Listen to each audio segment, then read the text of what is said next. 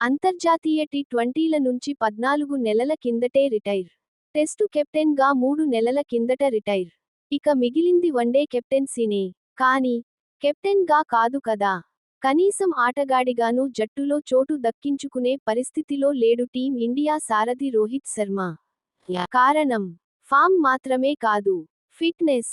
వన్డేల మొనగాడు Rohit Sharma perfect one day cricketer.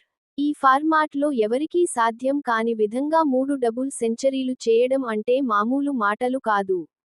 Rohit అత్యధిక స్కోరు 264. ఓ సాధారణ జట్టు మొత్తం ఓవర్లు ఆడి చేసే స్కోరిది. వన్డే క్రికెట్లో 10,000కు పైగా పరుగులు సాధించిన అతికొద్ది మంది క్రికెటర్లలో రోహిత్ ఒకడు. టీం ఇండియాను వన్డే ప్రపంచ కప్ ఫైనల్స్కు చేర్చడమే కాదు, ఛాంపియన్స్ ట్రోఫీ విజేతగానూ నిలిపాడు. ఇక మెన్ ఇన్ బ్లూలో చూడలేమా? రోహిత్కు ఇంగ్లండ్ పర్యటనకు ముందే టీం ఇండియా సెలెక్టర్లు టెస్టు జట్టులో చోటు లేదని చెప్పినట్లు సమాచారం. దీంతో అతడు రిటైర్మెంట్ ఇచ్చేశాడు. మరో స్టార్ బ్యాటర్ విరాట్ కోహ్లీకి కూడా ఇదే మాట చెప్పగా అతడూ రిటైర్ అయ్యాడు.